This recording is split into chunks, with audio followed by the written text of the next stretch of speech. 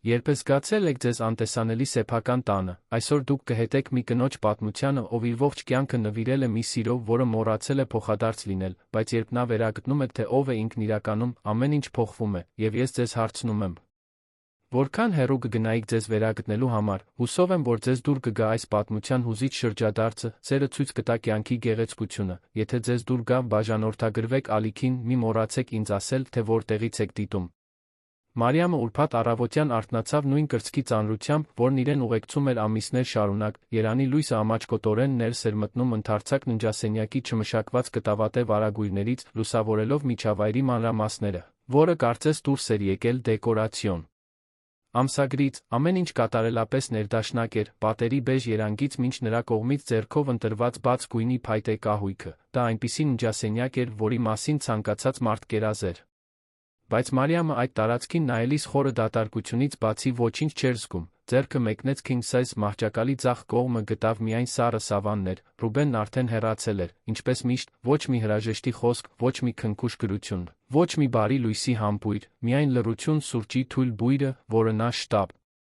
պատրաստում էր, շտապելով մեկ այլ աշխատանքային օրվա, Մարիամը խորը հոգոց հանեց վեր կացավ, ոտքերը քարշ տալով մինչ լոգարան, հայելու մեջ նայեց իրեն տեսավ մի գեղեցիկ կին, ալիքավոր շագանակագույն մազերով, որոնք ընկած էին ուսերին, կանաչ աչքերով, որոնք մի օր փայլում էին երջանկությունից, բայց որոնք այժմ կարծես մարած էին, 32 տարեկանում նա կարծես մոռացել էր, թե ինչպես էր իսկապես ժպտում, նա հստակ հիշում էր այն օրը, երբ հանդիպեց Ռուբենին, 7 տարի էր անցել։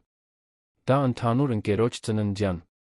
երեկույթին էր, Երանի կենտրոն թաղամասի բնակարաններից մեկում, Մարիամը նոր էր ավարտել ճարտարապետությունը, լի պլաններով ու երազանքներով, նա խոստումնալից երիտասարդ գործադիր էր մի բազմազգ ընկերությունում, այն վստահ ժպիտով, որը գրավում էր ուշադրությունը, Ռուբենը անմիջապես գործի անցավ, երբ նրան առաջին անգամ տեսավ, նա մոտեցավ, ձեռքին գինու բաժակով, ասաց, որ նա այդ երեկույթի ամենահետաքրքիր կինն էր, նրանք ժամեր շարունակ զրուցեցին այդ գիշեր։ Նա խոսում էր իր նախագծերի մասին, թե ինչպես էր ուզում կայսրություն կառուցել, բայց նա ասում էր, որ այդ ամենը իմաստ չէր ունենա, եթե իր կողքին հատուկ մեկը չլիներ։ Մարիամը սիրահարվեց ոչ միայն խոսքերին, այլ այն բանին, թե ինչպես էր նա նայում իրեն, կարծես ինքն իսկապես հատուկ լիներ։ Սիրավեպը բուռն էր ու կրքոտ, Ռուբենը նրան տանում էր ճաշելու շքեղ ռեստորաններում, առանց տեսանելի պատճառի ծաղիկներ էր նվիրում, աշխատանքային ժամերին ռոմանտիկ հաղորդագրություններ էր ուղարկում, նա ասում էր, որ Մարիամն իր ոգեշնչումն է, իր խաղաղությունը, այն պատճառը, որով նա ամեն օր արթնանում էր, աշխարհը նվաճելու ցանկությամբ, եւ նա հավատաց յուրաքանչյուր խոսքին, յուրաքանչյուր խոստմանը, յուրաքանչյուր պլանին, որոնք նրանք միասին էին կազմում։ Երբ նա ամուսնության առաջարկ արեց իրեն ծաղկածոր կատարած ճամփորդության ժամանակ, մանր անձրի աստղազարդ երկնքի ներքո, Մարիամը երկու անգամ չմտածեց, ասաց այո սիրտը երջանկությունից լիքը, ամուսնության առաջին ամիսները հեքիաթի նման էին։ Նրանք ապրում էին Արաբկիրում գտնվող ավելի փոքր բնակարանում, բայց այն լի էր կյանքով ու ծիծաղով։ Ռուբենը տուն էր գալիս հետից գրկում էր նրան, երբ նա ճաշ էր պատրաստում, նրանք պլաններ էին կազմում աշխարհով մեկ ճանապարհորդելու, երեխաներ ունենալու, միասին ծերանալու, բայց աստիճանաբար ինչ-որ բան սկսեց փոխվել։ Ռուբենը նշանակվեց տարածաշրջանային մենեջեր, այնուհետ տնօրեն, յուրաքանչյուր առաջխաղացում ավելի շատ պարտականություններ էր բերում, ավելի շատ ճամփորդություններ, ավելի շատ հանդիպումներ, ավելի շատ պարտավորություններ, եւ ավելի քիչ ժամանակ նրա համար։ Մարիամը փորձում էր հասկանալ, ի վերջո նա կառուցում էր նրանց ապագան, այդպես չէ, բայց միայնակությունը սկսեց ծանրանալ, զրույցները, որոնք նախկինում ժամեր էին տում, դարձան 5 րոպեանոց երկխոսություններ վճարումների շաբաթվա պարտավորությունների մասին։ Ռոմանտիկ ընթրիքները փոխարինվեցին շտապ պատրաստված կերակուրներով կամ առաքման պատվերներով, որոնք նա մենակ էր ուտում չափազանց մեծ սեղանի շուրջ, մեկ մարդու համար, հանգստյան օրերը, որոնք նախկինում սուրբ էին, այժմ զբաղված էին արտակարգ հանդիպումներով, շտապ հեռախոսազանգերով ուշ գիշերով բացված նոթբուքերով, Մարիամը զգում էր, որ կորցնում է իր ամուսնուն կորպորատիվ աշխարհին, որը կարծես ցամաքեցնում էր նրա ողջ էներգիան, նա մի քանի անգամ փորձեց խոսել այդ մասին, միշտ զգուշությամբ, միշտ ընտրելով ճիշտ բառերը, որպեսզի պահանջի նման չհնչի։ Բայց Ռուբենը ամեն ինչի համար պատրաստի պատասխան ուներ, ասում էր, որ դա անում է հանուն իրենց ապագա ընտանիքի համար, ասում էր, որ դա դժվար փուլ է, բայց շուտով ամեն ինչ կկարգավորվի, ասում էր, որ նա պետք է հասկանա այն ճնշումը, որին նա ամեն օր բախվում էր, եւ Մարիամը, ցանկանալով լինել հասկացող կինը, կուլ էր տալիս իր հիասթափությունները շարունակում էր ժպտալ, նույնիսկ եթե ներսից փշրվում էր, հենց այն ժամանակ, երբ նրանք տեղափոխվեցին իրենց երազանքի բնակարանը եռահարկ տուն Դավթաշենում, քաղաքի տեսարանով։ Մարիամը հասկացավ, թե որքան միայնակ էր ինքն իրականում, տունը հսկայական էր, 4 ննջասենյակներով, հյուրասենյակով, որն ավելի շատ դահլիճ էր հիշեցնում, խոհանոցով, որը հագեցած էր ամեն ինչով, ինչ կարելի էր պատկերացնել, կար նույնիսկ տերաս, ուղղահայաց այգով, որը նա ինքն էր նախագծել, դա այն ամենն էր, ինչ նա միշտ ցանկացել էր տարածքի հարմարավետության առումով, բայց ինչ օգուտ այս ամենն ունենալուց, եթե չկար մեկը, ում հետ կիսվեր, սենյակները արձագանքում էին նրա միայնակ քայլերին։ Սպիտակ էլեգանտ պատերը չափազանց սառը էին թվում, king size մահճակալը, որը պետք է մտերմության ապաստան լիներ, ընդամենը մշտական հիշեցում էր, որ Ռուբենը միշտ մյուս կողմում էր, բայց երբեք իրականում ներկա չէր։ Մարիամը թողեց իր ճարտարապետի կարիերան, տանը հոգ տանելու ամուսնուն աջակցելու համար, սկզբում նա կարծում էր, որ դա ժամանակավոր կլինի, բայց ամիսները դարձան տարիներ, նա իրեն ավելի ու ավելի հեռու էր տեսնում այն կենսունակ ու գաղափարներով լի կնոջից, որը մի օր եղել էր։ Նրա նախագծերը պահված էին համակարգչի մոռացված թղթապանակներում, նրա գծագրական տախտակները փոշի էին կուտակում գրասենյակի անկյունում, որը Ռուբենը վերածել էր կորպորատիվ փաստաթղթերի պահեստի, նա փորձում էր լցնել դատարկությունը յոգայի դասերով, լանդշաֆտային դիզայնի առցանց դասընթացներով, այն քիչ ընկերուհիների հետ ճաշերով, ովքեր դեռ կապ էին պահպանում, բայց այդ ամենը չէր վերացնում այն զգացումը, որ նա ապրում էր մի կյանք, որն իրենը չէր, գիշերներն ամենավատն էին, Մարիամը սպասում էր, որ Ռուբենը գա, թե գիտեր, որ նա կհայտնվի միայն 10-ից հետո, չափազանց հոգնած, որ է նշանակալի խոսակցության համար, նա ներս էր մտնում մեխանիկական համբույրով ճակատին ողջունում էր, անմիջապես գնում էր ցնցուղի տակ, իսկ հետո նետվում էր մահճակալ, մրմնջալով ինչ-որ բան դժվար օրվա մասին։ Մարիամը մնում էր այնտեղ, նրա կողքին պառկած, լսելով ծանր շնչառությունը, որը շուտով վերածվում էր թեթ խռմփոցի։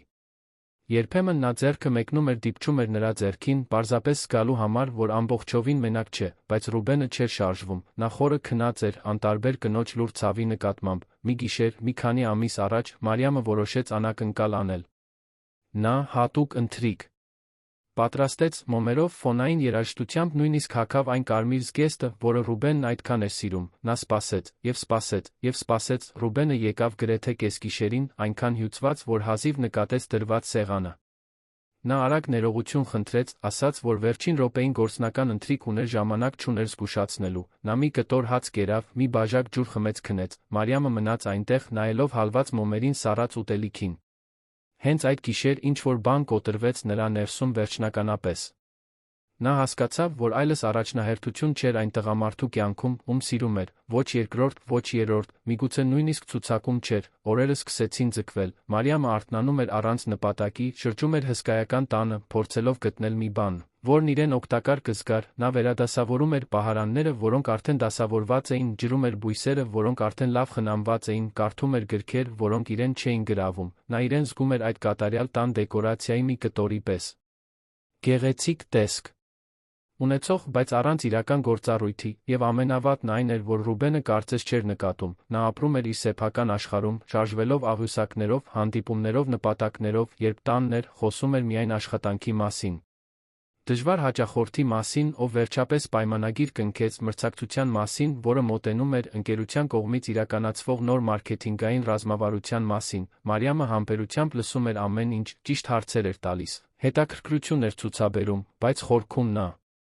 զգում էր, որ այդ սենյակում կարող էր լինել ցանկացած մեկը, Ռուբենն իրականում իր հետ չէր խոսում, նա պարզապես իր զգացմունքներն էր արտահայտում մեկի հետ, ով պատահաբար այնտեղ էր։ Հենց այդ դատարկ կեսօրներից մեկին Մարիամը բացեց իր հին պորտֆոլիոն համակարգչում, նա տեսավ այն նախագծերը, որոնք մշակել էր համալսարանում, այն աշխատանքները, որոնք արել էր կարիերայի առաջին տարիներին, կային բնակելի շենքեր, արտրային տարածքներ, մեկ մշակութային կենտրոն, որը գրեթե հաստատվել էր քաղաքապետարանի կողմից, յուրաքանչյուր գծագիր, յուրաքանչյուր հատակագիծ, յուրաքանչյուր ռենդերինգ հետ էր բերում այն հիշողությունը, թե ով էր նա, մինչ պարզապես Ռուբենի կինը դառնալը, տաղանդավոր, տեսլականով, տարածքները իմաստալից վայրերի վերածելու կարողություն ունեցող կին, ինչ էր պատահել այդ կնոջ հետ, որտեղ էր նա կորել ճանապարհին, այդ գիշեր, երբ Ռուբենը եկավ, Մարիամը նստած էր հյուրասենյակի բազմոցին, բաց նոթբուքով, նա մտավ, ինչպես միշտ, հոգնած, փողկապը արդեն թուլացրած աչքերը կարմրած էկրաններին նայելուց։ Մարիամը խորը շունչ քաշեց։ Ասաց, որ պետք է խոսեն, Ռուբենը նստեց նրա կողքին, բայց արդեն այն արտահայտությամբ, ով շտապում էր, նա ցույց տվեց հին նախագծերը, ասաց, որ մտածում է վերադառնալ աշխատանքի, որ կարոտում է իր մասնագիտությամբ զբաղվելը, իր ստեղծագործականությունը օգտագործելը, տանը հոգ տանելուց բացի նպատակ ունենալը։ Ռուբենը լուր լսեց, հետո հոգոց հանեց, ասաց, որ հասկանում է, բայց միգուցե լավագույն պահը չէ, նա կրիտիկական փուլում էր ընկերությունում, կարիք ուներ տանը կայունության, իմանալու, որ կարող է հույս դնել իր վրա, ամեն ինչի մասին հոգ տանելու, մինչ նա նվիրվում էր աշխատանքին, նա խոստացավ, որ շուտով ամեն ինչ կլավանա, նրանք կկարողանան վերագնահատել։ Մարիամը զգաց, որ կուրծքը սեղմվում է, բայց համաձայնեց, ի վերջո նա միշտ համաձայնվում էր։ Եվս մի քանի շաբաթ անցան նույն առօրյայով, մինչ մի օր, մինչ նա սուրճ էր խմում թաղամասի հացատանը, Մարիամը բախվեց Հեղինեին, համալսարանի հին ընկերուհուն։ Հեղինեն ճարտարապետական գրասենյակի գործընկեր էր, որը բավականին աճում էր երանում։ Նրանք ուրախ զրուցեցին հին ժամանակների, նախագծերի,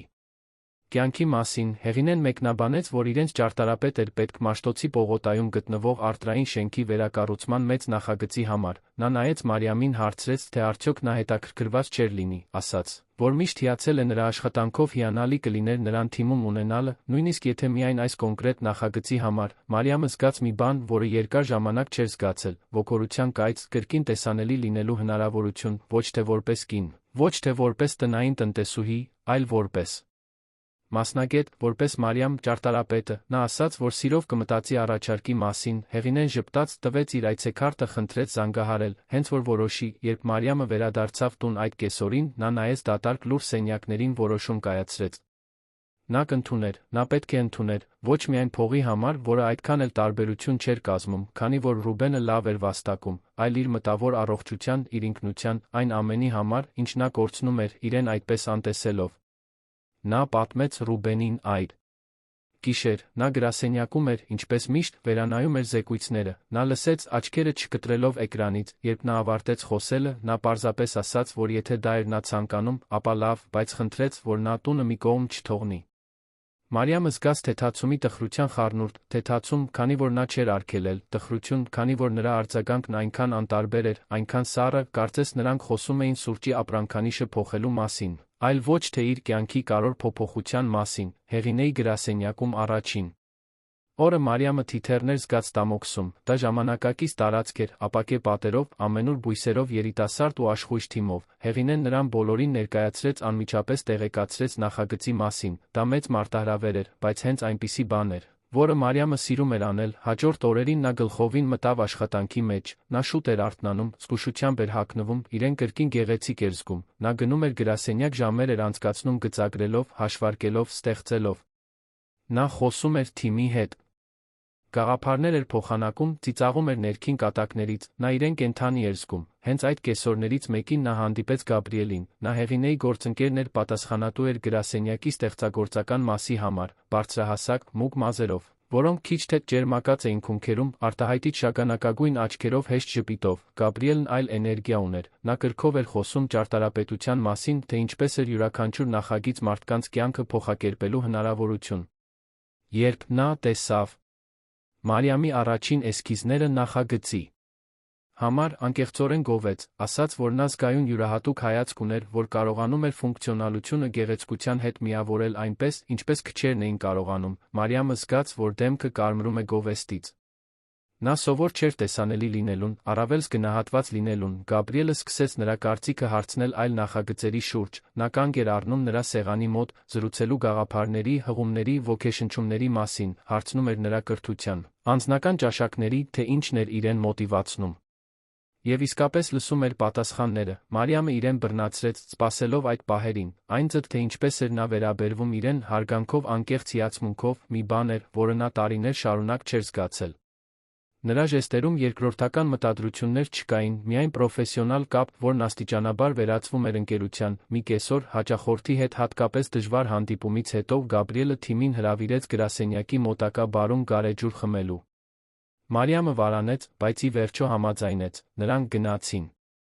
Կասկադի տարածքի հանգիստ վայր, կենդանի երաժշտությամբ հարմարավետ մթնոլորտով, ամբողջ թիմն այնտեղ էր, զրուցում, ծիծաղում։ Գաբրիելը նստեց Մարիամի կողքին, հարցրեց, թե ինչպես էր նա հարմարվում։ Նա անկեղծորեն պատասխանեց, ասելով, որ շատ է սիրում։ որ մոռացել էր, թե որքան էր սիրում մասնագիտությունը, նա ժպտաց ասաց, որ դա տեսանելի էր, որ նա բոլորովին այլ մարդ էր թվում, երբ աշխատում էր, նրա աչքերը փայլում էին, ձայնն ավելի աշխույժ էր դառնում, ժպիտն անկեղծ էր, Մարիամը չգիտեր, թե ինչ պատասխանի, նա պարզապես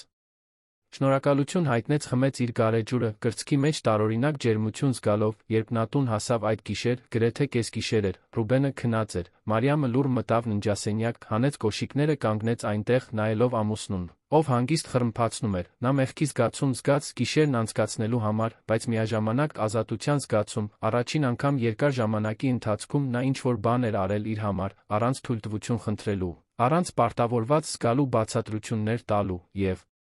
դա նրան վախեցրեց, ազատեց միաժամանակ, օրերը դարձան շաբաթներ, Մարիամը ամբողջովին ընկղմված էր աշխատանքի մեջ, նախագիծը լավ էր ընթանում, նա իրեն ավելի ու ավելի վստահ էր զգում, տանը քիչ բան փոխվեց, Ռուբենը շարունակում էր բացակայել, խրված իր խելահեղ առօրյայի մեջ, երբեմն նա հարցնում էր, թե ինչպես էր նրա աշխատանքը, բայց ավտոմատ կերպով, ինչպես եղանակի մասին հարցնողը, Մարիամը հակիրճ պատասխանում էր, խոսակցությունն այնտեղ մահանում էր, այլս մտերմություն չկար, այլս համերաշխություն չկար, նրանք երկու անծանոթ էին, որոնք կիսում էին նույն տարածքը, Գաբրիելը, մյուս կողմից, կարծես անկեղծորեն հետաքրքրված էր Մարիամի կյանքի յուրաքանչյուր մանրամասնով, հարցնում էր նրա երաժշտական ճաշակների, սիրած ֆիլմերի, այն վայրերի մասին, որոնք նա երազում էր տեսնել։ Նա նրա համար ճարտարապետության գրքեր էր բերում, հետաքրքիր հոդվածներ էր կիսում, ոգեշնչող նախագծերի հղումներով հաղորդագրություններ էր ուղարկում, Մարիամը սկսեց հասկանալ, որ սպասում էր այդ փոխազդեցություններին, որ օրն ավելի թեթ էր դառնում, երբ Գաբրիելը մոտ էր, և դա նրան շփոթեցնում էր, նա ոչ մի սխալ բան չէր անում, պարզապես ընկերություն էր զարգացնում, բայց զգում էր, որ ինչ-որ բան էր փոխվում իր ներսում, նա կրկին սկսում էր իրեն կին զգալ, ոչ միայն կին։ Մի ուրբաթ երեկո Գաբրիելը թիմին հրավիրեց նշելու կարևոր պայմանագրի կնքումը, այս անգամ դա ավելի շքեղ ռեստորանում էր Հյուսիսային պողոտայի շրջանում, Մարիամը Ռուբենին զգուշացրեց, որ ուշ կգա, բայց նա հազիվ լսեց, նա հեռախոսով էր, լուծելով մեկ այլ կորպորատիվ ճգնաժամ, նա հոգոց հանեց գնաց, ընթրիքի ժամանակ։ Խոսակցությունը բնականաբար հոսում էր, Գաբրիելը նստած էր նրա դիմաց, որոշակի պահի նրանց աչքերը հանդիպեցին, նա ժպտաց այդ հանգիստ ծով ասաց, որ ուրախ է, որ նա թիմում է, որ նա հատուկ էներգիա էր բերել գրասենյակ, Մարիամը շնորհակալություն հայտնեց, բայց զգաց, որ սիրտը արագանում է, այդ հայացքում կար մի բան, որը գերազանցում էր պրոֆեսիոնալը, թե դա պարզապես նրա տպավորությունն էր, երբ գիշերն ավարտվեց, բոլորը հրաժեշտ տվեցին, Գաբրիելը Մարիամին տուն տանելու առաջարկ արեց, նա ընդունեց, մեքենայում նրանք խոսեցին ապագա պլանների, այն երազանքների մասին, որոնք նրանք մի կողմ էին թողել։ Գաբրիելը պատմեց, որ ամուսնացած է եղել, բայց ամուսնությունը չէր ստացվել, քանի որ նա իր նախկին կինը կյանքից տարբեր բաներ էին ցանկանում, ասաց, որ այսօր մենակ է, բայց իրեն միայնակ չի զգում, նա սովորել էր սիրել իր սեփական ընկերությունը։ Մարիամը տարօրինակ նախանձ զգաց այդ բանի նկատմամբ, նա ամուսնացած էր, բայց իրեն խորապես միայնակ էր զգում, երբ մեքենան կանգ առավ նրա շենքի դիմաց, կար կարճ լռություն, Գաբրիելը նայեց նրան, ասաց, որ եթե մի օր նրան պետք լինի խոսել, ինքը կլինի այնտեղ, ոչ որպես շեֆ, այլ որպես ընկեր։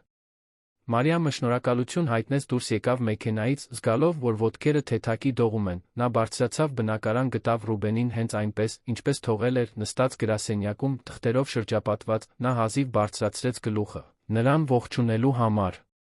Մարիամը գնաց ննջասենյակ, նստեց մահճակալի եզրին, թույլ տվեց արցունքներին հոսել, առաջին անգամ նա իրեն թույլ տվեց հարցնել, թե արդյոք դեռ սիրում էր Ռուբենին, թե պարզապես սովոր էր նրա գաղափարին, հաջորդ շաբաթները Մարիամի առօրյայում բերեցին նուրբ, բայց նկատելի փոփոխություն, նա արթնանում էր հստակ նպատակով, առաջին անգամ տարիների ընթացքում, նա ավելի զգուշությամբ էր ընտրում իր հագուստը, ոչ թե որևէ մեկին տպավորելու համար, այլ որովհետև սիրում էր իրեն լավ զգալ, նա սուրճ էր խմում, պատուհանից նայելով քաղաքին,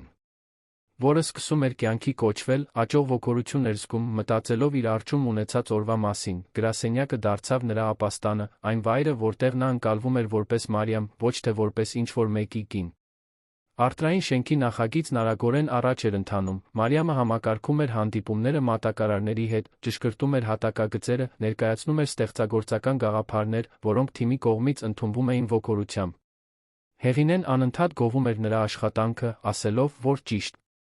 Ընտրություն էր արել նրան կանչելով, բայց Գաբրիելն էր, ով ամենաշատն էր հիացմունք ցուցաբերում նրա աշխատանքի նկատմամբ, նա միշտ ժամանակ էր գտնում անցնելու Մարիամի սեղանի մոտ, վերլուծելու նրա գծագրերը, կետային առաջարկություններ անելու, ամենակարևորը լսելու նրան, իսկապես, ամբողջ ուշադրությամբ, կարծես նրա յուրաքանչյուր խոսք կարևոր էր։ Մի առավոտ Գաբրիելը գրասենյակ եկավ 2 բաժակ սուրճով ժպիտով դեմքին, նա բաժակներից մեկը դրեց Մարիամի սեղանին, ասաց, որ անցել է այն սրճարանով, որը նա սիրում էր։ Դարչինով կապուչինո, հենց այնպես, ինչպես նա նախընտրում էր։ Մարիամը զարմացավ, Ռուբենը երբեք չէր հիշում նման մանրամասներ, իրականում, Ռուբենը նույնիսկ չգիտեր, թե ինչպես էր նա սուրճ խմում։ Գաբրիելը բազկաթոռ քաշեց նստեց նրա կողքին, հարցնելով, թե ինչպես է շենքի վերին հարկի չափումների հաշվետվությունը։ Նրանք մոտ 1 ժամ զրուցեցին, գաղափարներ փոխանակելով, ծիծաղելով առօրյա փոքր իրավիճակներից, երբ նա վերջապես վեր կացավ։ Իր սեփական գործերով զբաղվելու, Մարիամը հասկացավ, որ ժպտում էր, իսկական ժպիտ, որը ներսից էր գալիս, մինչդեռ տանը, նրա Ռուբենի միջ հեռավորությունն ավելանում էր, նա շարունակում էր ուշ գալ, չափազանց հոգնած որը տեսակի կապի համար։ Մարիամը մի քանի անգամ փորձեց ավելի խորը զրույցներ սկսել, հարցրեց, թե ինչպես էր նա իրեն զգում, արդյոք երջանիկ էր իրենց կյանքի ընթացքից, բայց Ռուբենը միշտ շեղվում էր, ասելով, որ պարզապես հոգնած է, որ դա փուլ է, որ շուտով կանցնի, Մարիամը չէր պնդում։ Նա այլս էներգիա չուներ միայնակ պայքարելու մի հարաբերության համար, որը կարծես պարտավորություն էր դարձել երկուսի համար էլ։ Մի գիշեր Ռուբենը մի փոքր շուտ եկավ, մոտ 9 ժամին, Մարիամը բազմոցին էր, պլանշետում վերանայելով որոշ հատակագծեր։ Նա ներս մտավ, թուլացրեց փողկապը, նետվեց նրա կողքին, մի քանի րոպե լուռ մնացին, պարզապես կիսելով նույն տարածքը, առանց իրականում միասին լինելու, Ռուբենը հայացք գցեց պլանշետին, հարցրեց նրա աշխատանքի մասին, Մարիամը սկսեց ոգորված բացատրել նախագիծը, նա խոսեց մարտահրավերների մասին, այն ստեղծագործական լուծումների մասին, որոնք գտել էր, այն մասին, թե որքան էր սիրում վերադառնալ շուկա, Ռուբենը մի քանի րոպե լսեց, իսկ հետո վերցրեց հեռախոսը, նա սկսեց պատասխանել էլեկտրոնային նամակներին, մինչ նա խոսում էր։ Մարիամը կանգ առավ նախադասության կեսին, հասկանալով, որ նա ուշադրություն չէր դարձնում, նա կոկորդում հանգույց զգաց, վեր կացավ, ասաց, որ քնելու է, Ռուբենը պարզապես բարի գիշեր մրմնջաց, աչքերը չկտրելով էկրանից, մահճակալին պառկած Մարիամը նայում էր առաստաղին, մտածելով, թե ինչպես էր հասել մինչ այդտեղ։ Ինչ-որ պահի նա դադարել էր լինել առաջնահերթություն այն տղամարդու կյանքում, ով երդվել էր սիրել իրեն ընդմիշտ, եւ ավելի վատ, նա սովորել էր դրան, նա նորմալացրել էր էմոցիոնալ անտեսումը, անտարբերությունը, անհոգությունը, բայց հիմա, աշխատանքի վերադառնալուց հետո, այլ մարդկանց կողմից տեսանելի գնահատված լինելուց հետո, նա սկսում էր հասկանալ, որ պետք չէր այդպես ապրել, որ ինքն ավելին էր արժանի, որ արժանի էր իսկապես սիրված լինելու։ Հաջորդ օրը Գաբրիելը Մարիամին ճաշի հրավիրեց, ասաց, որ ցանկանում է քննարկել նոր նախագծի շուրջ որոշ գաղափարներ, որը սկսվում էր, որ կցանկանար նրա կարծիքը։ Նրանք գնացին իտալական ռեստորան, գրասենյակի մոտ, հմայիչ վայր, բացօթյա սեղաններով, հարմարավետ մթնոլորտով։ Ճաշի ընթացքում նրանք խոսեցին աշխատանքի մասին, բայց նա կյանքի մասին։ Գաբրիելը պատմեց իր մանկության մասին Գյումրիում, թե ինչպես էր տեղափոխվել Երևան, ճարտարապետություն սովորելու, այլս չէր վերադարձել։ Նա խոսեց գրասենյակը զրոյից կառուցելու մարտահրավերների մասին, այն սխալների մասին, որոնք թույլ էր տվել, այն հաղթանակների մասին, որոնք ձեռք էր բերել։ Մարիամը իրեն տեսավ ավելին կիսելիս, քան մտադրված էր։ Նա խոսեց իր երազանքների մասին, երբ ավելի երիտասարդ էր, այն մասին, թե ինչպես էր պատկերացրել, որ իր կյանքը այլ կլիներ։ Նա ուղղակիորեն չնշեց ամուսնությունը, բայց Գաբրիելը կարծես հասկանում էր ենթատեքստը։ Նա կարեկցանքով նայեց նրան, ասաց մի բան, որը Մարիամի մտքում հնչում էր մնացած օրվա ընթացքում, ասաց, որ նա ամենատաղանդավոր մարդկանցից մեկն էր, ում հետ երբեք աշխատել էր, բայց որ տխրություն էր նկատում նրա աչքերում։ Մի տեսակ հոգնածություն, որը գալիս էր ոչ թե աշխատանքից, այլ ավելի խորը բանից, ասաց, որ հուսով է, որ նա կգտնի այն երջանկությունը, որին արժանի էր, քանի որ նրա նման մարդիկ, լույսով զգայունությամբ լի, չպետք է մարած ապրեն։ Մարիամը զգաց, որ աչքերը լցվում են։ Բայց ըսպես արցունքները, նա ամաչկոտ ժպիտով շնորհակալություն հայտնեց, փոխեց թեման, բայց այդ խոսքերը դիպան մի վերքի, որը նա երկար ժամանակ փորձում էր անտեսել։ Երբ նա վերադարձավ տուն այդ կեսօրին, Մարիամը Ռուբենին գտավ հյուրասենյակում նստած։ Նա զարմացավ, նա երբեք այդքան շուտ չէր հասնում, հարցրեց, թե ամեն ինչ կարգին է, նա ասաց, որ շուտ է դուրս եկել, քանի որ պետք է տանը որոշ փաստաթղթերով զբաղվեր, բայց նրա ձայնի տոնի մեջ ինչ-որ տարօրինակ բան կար, նա նրան այլ կերպ նայեց, գրեթե կասկածանքով, հարցրեց. Թե ում հետ էր ճաշել, Մարիամը բնականորեն պատասխանեց, որ Գաբրիելի իր շեֆի հետ էր նախագիծ քննարկելու, Ռուբենը պարզապես գլխով արեց, բայց մթնոլորտը լարվեց, նա այլս ոչինչ չասաց, բայց Մարիամը հասկացավ, որ ինչ-որ բան փոխվել էր, ինչ նա չգիտեր։ Այն էր, որ Ռուբենը պատահաբար անցել էր այդ իտալական ռեստորանով, հանդիպումից վերադառնալիս, նա ապակե պատուհանից տեսավ Մարիամին, ծիծաղելիս, ոգորված խոսելիս մի տղամարդու հետ, ում նա չէր ճանաչում, նա զգաց մի բան, որը տարիներ շարունակ չէր զգացել։ Խանդ, ինտենսիվ, ցավոտ խանդ, որը նրան լիովին անակնկալի բերեց, նա կանգնած մնաց փողոցի մյուս կողմում, դիտելով տեսարանը, այն ձև, թե ինչպես էր Մարիամը ժպտում, ինչպես էին նրա աչքերը փայլում, ինչպես էր նա թեթ ու երջանիկ թվում, նա չէր հիշում, թե երբ էր նրան վերջին անգամ այդպես տեսել, նա չէր հիշում, թե երբ էր ինքը եղել այդ ժպիտի պատճառը, Ռուբենը խռովված վերադարձավ գրասենյակ, նա փորձեց կենտրոնանալ աշխատանքի վրա, բայց չէր կարողանում այդ պատկերը հանել գլխից, ով էր այդ տղամարդը, ինչ էր անում Մարիամը նրա հետ ճաշելիս։ Ինչու՞ էր այդքան երջանիկ թվում, հարցերը մուրճի պես հարվածում էին նրա մտքին, առաջին անգամ երկար ժամանակի ընթացքում Ռուբենը իրեն տեսավ, մտածելիս իր կնոջ մասին ոչ թե որպես մեկի, ով այնտեղ էր, տանը իրեն սպասելիս, այլ որպես մի կնոջ, ով այլս այդքան էլ հետաքրքրված չէր իրեն սպասելով, հաջորդ օրերին Ռուբենը սկսեց ավելի շատ ուշադրություն դարձնել Մարիամին, նկատեց, որ նա ավելի շուտ էր արթնանում, զգուշությամբ էր հագնվում, աշխույժ գնում էր աշխատանքի ուշ էր վերադառնում, նկատեց, որ նա ժպտում էր հեռախոսը ստուգելիս, որ հեռախոսով խոսում էր այնպիսի ոգորությամբ, որը նա տարիներ շարունակ չէր տեսել, նկատեց, որ նա այլ էր թվում, ավելի վստահ, ավելի գեղեցիկ, ավելի հեռու, եւ դա նրան խորապես անհանգստացնում էր, բայց նա դեռ քաջություն չուներ նրան դիմակայելու։ Նա վախենում էր այն բանից, ինչ կարող էր պարզել, մի գիշեր, երկար մտածելուց հետո Ռուբենը որոշեց անել մի բան, որը երբեք չէր պատկերացնի, որ կանի, նա մասնավոր հետախույզ վարձեց, նա իրեն ասաց, որ դա պարզապես համոզվելու համար էր, որ ինքը ոչ մի սխալ բան չէր անում, որ ուներ իրավունք իմանալու, թե ինչ էր անում իր կինը, բայց խորքում նա գիտեր, որ դա նշան էր, թե որքան հեռու էին նրանք հասել, թե որքան կոտրված էր ամուսնությունը, հետախույզը սկսեց հետել Մարիամին, նա գրանցեց նրա ճաշերը Գաբրիելի հետ, նրա դուրս գալը գրասենյակից, նրա այցելությունները սրճարաններ, գրախանութներ, ամեն ինչ շատ անմեղ, բայց Մարիամի Գաբրիելի միջ մտերմությունն անհերքելի էր, այն ձև, թե ինչպես էին նրանք խոսում, ինչպես էին միասին ծիծաղում, ինչպես էին կարծես հասկանում միմյանց, առանց շատ խոսքերի։ Կարիքի, հետախույզը։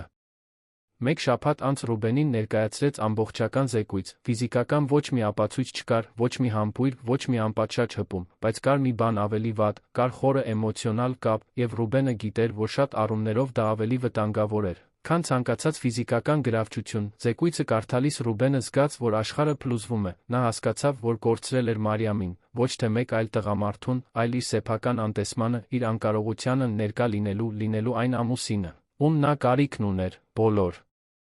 այն պատճառաբանությունները, որոնք նա տարիների ընթացքում տվել էր իրեն, բոլոր այն արդարացումները աշխատանքի պարտականությունների մասին, այդ պահին դատարկ թվացին, նա ընտրել էր կարիերան, հանուն այն կնոջ, ում սիրում էր, եւ հիմա վճարում էր գինը։ Այդ գիշեր, երբ Մարիամը տուն հասավ, Ռուբենը նրան սպասում էր հյուրասենյակում, սուրճի սեղանին բացված գինու շիշ կար 2 բաժակ, Մարիամը զարմացավ, հարցրեց, թե ինչ էր կատարվում, Ռուբենը խնդրեց նրան նստել, ասաց, որ պետք է խոսեն։ Նրա ձայնի տոնն այլ էր, ավելի լուրջ, ավելի ինտենսիվ, Մարիամը նստեց, սիրտը արագացած չիմանալով, թե ինչ սպասել, Ռուբենը սկսեց ասելով, որ հասկացել էր, թե որքան հեռու էր եղել, թե ինչպես էր անտեսել ամուսնությունը, հատկապես, թե ինչպես էր անտեսել նրան, ասաց, որ կհասկանա, եթե նա դժբախտ լիներ, եթե մտածեր հրաժարվելու մասին, Մարիամը նրան լուր լսեց, աչքերը լայն բացված, Ռուբենը հետո հարցրեց, ձայնը խեղդված, թե արդյոք ուրիշ մեկը կար, Մարիամը զգաց, որ օդը պակասում է, նա կտրականապես հերքեց, ասաց, որ չէր դավաճանում, որ երբեք դա չէր անի, բայց Ռուբենը լիովին համոզված չէր թվում, ասաց, որ տեսել էր նրան Գաբրիելի հետ, որ գիտեր, որ նրանք շատ ժամանակ էին անցկացնում միասին, Մարիամը ցնցված էր միաժամանակ զայրացած, հարցրեց, թե արդյոք նա հետում էր իրեն, Ռուբենը վարանեց, բայց ի վերջո խոստովանեց, որ մեկին վարձել էր նրան հետելու համար, պայթյունն անխուսափելի էր, Մարիամը վեր կացավ, ձեռքերը զայրույթից դողում էին, ասաց, որ չէր կարողանում հավատալ, որ նա դա արել էր, որ նա ներխուժել էր իր անձնական կյանքը, որ այդպես էր կասկածել իրեն, Ռուբենը փորձեց բացատրվել, ասաց, որ հուսահատված էր, որ վախենում էր նրան կորցնելուց, բայց Մարիամը չէր ուզում լսել, ասաց, որ նա իրավունք չուներ հիմա վախենալու իրեն կորցնելուց, տարիներ շարունակ իրեն մի կողմ թողնելուց, իրեն անտեսանելիի պես վերաբերվելուց հետո։ Ասաց, որ Գաբրիելը պարզապես ընկեր էր, աշխատանքային գործընկեր, ով իրեն հարգանքով էր վերաբերվում, գնահատում էր որպես մասնագետ, մի բան, որը Ռուբենը դադարել էր անել վաղուց, խոսքերը հորթում էին, լի տարիների զսպված ցավով, Մարիամն ասաց այն ամենը, ինչ երբեք քաջություն չուներ ասելու, խոսեց միայնակ գիշերների, չեղյալ հայտարարված ընթրիքների, այն զրույցների մասին, որոնք երբեք չէին կայացել, խոսեց այն մասին, թե ինչպես էր իրեն լքված, անտեսանելի, արամարված զգում, խոսեց այն մասին, թե ինչպես էր աղերսել ուշադրություն, քնքշանք, անկեղծ հայացք, եւ ինչպես ամեն ինչի փոխարեն ստացել էր անտարբերություն։ Ռուբենը լսեց յուրաքանչյուր խոսք, կարծես դանակի հարված լիներ, որովհետև այդպես էին, յուրաքանչյուր մեղադրանք ճշմարիտ էր, յուրաքանչյուր նկարագրված ցավ իրական էր, նա պաշտպանություն չուներ, միայն ցավալի գիտակցումը, որ ինքը կործանել էր այն, ինչ ամենաշատն էր սիրում։ Երբ Մարիամը ավարտեց, նրա աչքերը կարմիր էին, իսկ ձայնը խռպոտ, Ռուբենը մոտեցավ նրան, իր սեփական արցունքները դեմքին հոսում էին, ասաց, որ ինքը հիմար էր, որ կորցրել էր ճանապարհը, որ վերածվել էր այն տեսակի տղամարդու, որին երդվել էր երբեք չլինել, ասաց, որ իր հայրն էլ այդպիսին էր, բացակա սառը, որ ինքն իրեն խոստացել էր, որ այլ կլինի, բայց ձախողեց ողբերգականորեն։ Եվ հիմա տեսնում էր իր ընտրությունների հետանքները, Ռուբենը ծնկի իջավ Մարիամի առջ, բռնեց նրա ձեռքերը, աղերսեց մեկ շանս, ամեն ինչ շտկելու, լինելու այն ամուսինը, ում նա արժանի էր, ասաց, որ պատրաստ է փոխվել, թերապիայի գնալ, վերանայել իր առաջնահերթությունները, ասաց, որ սիրում է նրան, որ միշտ սիրել է, բայց մոռացել էր դա ցույց տալ։ Մարիամը նայեց նրան, այն տղամարդուն, ով մի օր իր կյանքի սերն էր, զգաց, որ սիրտը կոտրվում է, որովհետև չնայած ողջ զայրույթին, ողջ ցավին, դեռ սեր կար, ցաված, վիրավորված, բայց դեռ կենդանի սեր։ Նա ձեռքերը հանեց նրա ձեռքերից, ասաց, որ ժամանակի կարիք ունի, որ չէր կարող պարզապես մոռանալ այն ամենը, ինչ տեղի էր ունեցել միայն այն պատճառով, որ նա վերջապես հասկացել էր իր արած վնասը, ասաց, որ հոգնել էր սպասելուց, աղերսելուց, իրեն անտեսելուց, որ կրկին սկսել էր իրեն կենդանի զգալ, նպատակ ունենալ, եւ որ պատրաստ չէր կրկին հրաժարվել դրանից։ Ռուբենը գլխով արեց, պարտված, ասաց, որ հասկանում է, որ կսպասի այնքան ժամանակ, որքան անհրաժեշտ լինի, բայց որ չէր հրաժարվելու նրանից։ Այդ գիշեր նրանք քնեցին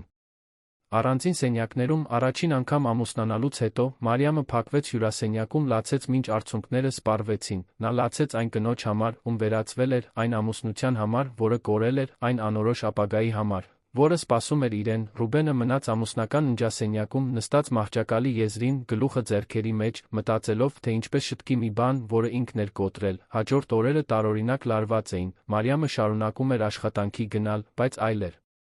ավելի լուռ, ավելի մտածկոտ։ Գաբրիելը նկատեց փոփոխությունը, հարցրեց, թե ամեն ինչ կարգին է։ Նա ասաց, որ պարզապես հոգնած է, բայց նա գիտեր, որ դա ավելին էր։ Նա աջակցություն առաջարկեց առանց ճնշելու, Մարիամը լուր շնորհակալություն հայտնեց մեկին ունենալու համար, ով հասկանում էր իրեն առանց բացատրությունների կարիքի։ Ռուբենը իր հերթին սկսեց կտրուկ փոփոխություններ կատարել իր առօրյայում։ Նա չեղարկեց հանդիպումները, պատվիրակեց առաջադրանքները, տուն էր գալիս ավելի շուտ, նա ընթրիքներ էր պատրաստում, քնքուշ գրություններ էր թողնում, փորձում էր զրույցներ սկսել, բայց Մարիամը հեռու էր մնում, քաղաքավարի, բայց հեռու։ Նա չգիտեր, թե արդյոք կկարողանա նրան կրկին վստահել, թե արդյոք կկարողանա հավատալ, որ այդ փոփոխությունն իրական էր, ոչ թե պարզապես հուսահատ գործողություն մեկի կողմից, ով չափազանց ուշ էր հասկացել, թե ինչ էր կորցրել։ Մի ուրբաթ երեկո Ռուբենը անսպասելի բան արեց։ Նա հյուրասենյակը պատրաստեց մոմերով, մեղմ երաժշտություն դրեց, սպասեց Մարիամին։ Երբ նա մտավ, տեսավ տեսարանը, անարձագանք մնաց, Ռուբենը մոտեցավ, խնդրեց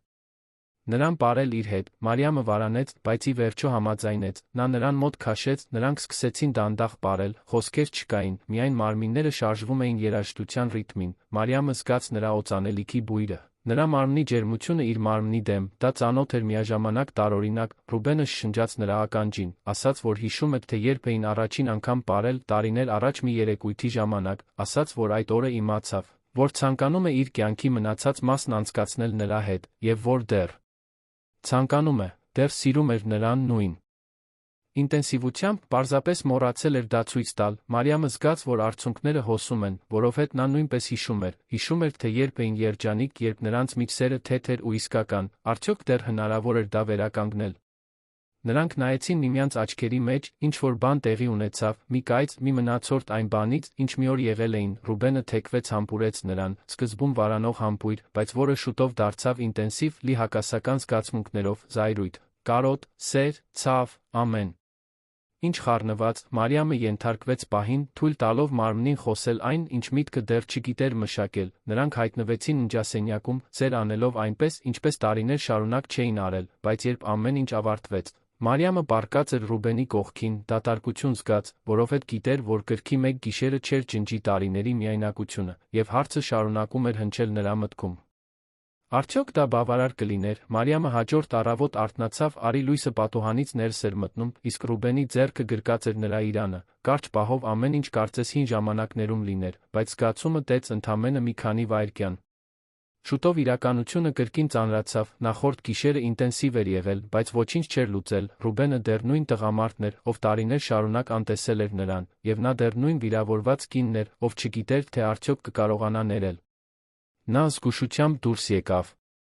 Գրկից գնաց լոգարան, նայեց հայելու մեջ տեսավ նախորդ գիշերվա լացի հետքերը, աչքերը դեռ ուռած էին, մաշկը գունատ, նա սառը ջրով լված դեմքը, փորձելով արթնացնել ոչ միայն մարմինը, այլ մտքի պարզությունը, նա պետք է մտածեր, պետք է հասկանար, թե ինչ էր ինքն իրականում ցանկանում, որովհետև առաջին անգամ երկար ժամանակի ընթացքում նա ընտրություն ուներ, նա այլս պետք չէր ընդունի սիրո մանրուքներ, նա վերագրել էր իրեն որպես մասնագետ, որպես կին։ Եվ նրա այս նոր տարբերակը պատրաստ չէր վերադառնալ ստվեր, երբ նա դուրս եկավ լոգարանից, Ռուբենն արթուն էր, նստած մահճակալին, նա ժպտաց, տեսնելով նրան, հուսալից, գրեթե մանկական ժպիտ, նա բարի լույս ասաց մեկնաբանեց, որ ավելի լավ էր քնել, քան ամիսներ շարունակ, Մարիամը քաղաքավարի պատասխանեց, բայց չպատասխանեց ոգորությանը, նա լուռ հագնվեց ասաց, որ պետք է աշխատանքի գնա, Ռուբենը արագ վեր կացավ ասաց, որ սուրճ կպատրաստի երկուսի համար, որ նրանք կարող էին միասին խմել, ինչպես նախկինում։ Մարիամը նայեց նրան քնքշության ու հուսահատության խառնուրդ զգաց, ասաց, որ ուշանում է։ Պետք է գնա, նա տեսավ հիասթափությունը նրա դեմքին, բայց հետ չկանգնեց, վերցրեց իր պայուսակը դուրս եկավ, գրասենյակ տանող ճանապարհին Մարիամը շփոթված էր, նրա մի մասը ցանկանում էր հավատալ, որ Ռուբենը կարող է փոխվել, որ դեռ շանս կար ամուսնության համար։ Բայց մյուս մասը, որը բազմիցս վիրավորվել էր, թերահավատ էր, քանի անգամ էր Ռուբենը խոստացել փոխվել անցյալում, քանի անգամ էր նա ասել, որ ամեն ինչ կլավանա, երբեք չլավացավ, ինչպես կարող էր նա վստահել, որ այս անգամ այլ կլինի, նա հասավ գրասենյակ, միտքը դեռ խառնված, Գաբրիելը խոհանոցում սուրճ էր պատրաստում ժպիտով ողջունեց նրան, ասաց, որ նա հոգնած է թվում հարցրեց, թե ամեն ինչ կարգին է, Մարիամը վարանեց, բայց ի վերջո ասաց, որ դժվար գիշեր էր ունեցել, Գաբրիելը մանրամասներ չպահանջեց, նա պարզապես ասաց, որ եթե նրան պետք լինի խոսել, ինքը կլինի այնտեղ, և առաջարկեց հատկապես ուժեղ սուրճ պատրաստել, օրվան դիմակայելու համար, Մարիամը ժպտաց, շնորհակալ լինելով այն թեթության համար, որով նա վերաբերվում էր ամեն ինչին։ Հաջորդ շաբաթվա ընթացքում Ռուբենը շարունակեց իր ջանքերը, նա ավելի շուտ էր տուն գալիս, ընթրիքներ էր պատրաստում, հարցնում էր նրա օրվա մասին, բայց Մարիամը հասկանում էր, որ նա դեռ լիովին չէր հասկանում խնդիրը, դա միայն ֆիզիկապես ներկա լինելու մասին չէր, դա էմոցիոնալ կապի, տեսանելի լինելու, մեկին ունենալու մասին էր, ով իսկապես հոգ էր տանում իր զգացմունքների մասին, և դա չէր կառուցվում մեկ շաբաթում, դա պահանջում էր ժամանակ, համբերություն, խոցելիություն, բաներ, որոնք Ռուբենը դեռ սովորում էր առաջարկել։ Մի կեսօր Գաբրիելը Մարիամին հրավիրեց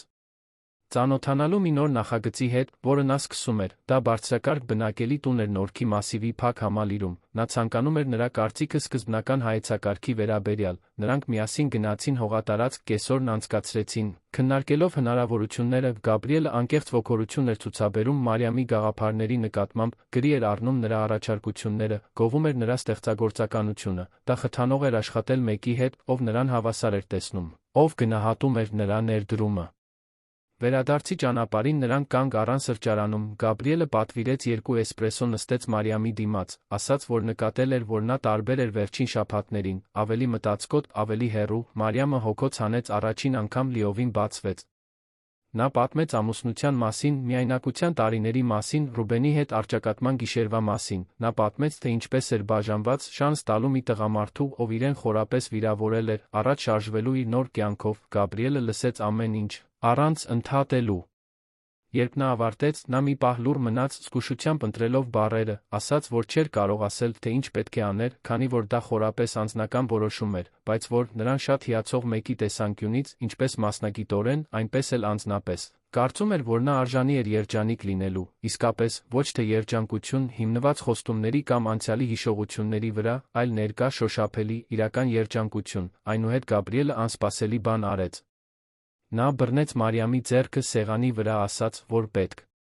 է անկեղծ լինի նրա հետ, ասաց, որ զգացմունքներ է զարգացրել, որոնք ընկերությունից դուրս էին, որ չէր ցանկանում նրան դժվար դրության մեջ դնել, հատկապես հաշվի առնելով այն ամենը, ինչ նա անցնում էր, բայց որ զգում էր, որ պետք է թափանցիկ լինի, ասաց, որ նրան տեսնում էր որպես զարմանալի տաղանդավոր զգայուն կին, և որ եթե նա մի օր որոշեր, որ պատրաստ է նորից սկսել, ինքը կցանկանար լինել նրա կողքին, ոչ որպես շեֆ, ոչ որպես ընկեր, այլ որպես մեկը, ով կարող էր սիրել նրան այնպես, ինչպես նա արժանի էր։ Մարիամը զգաց,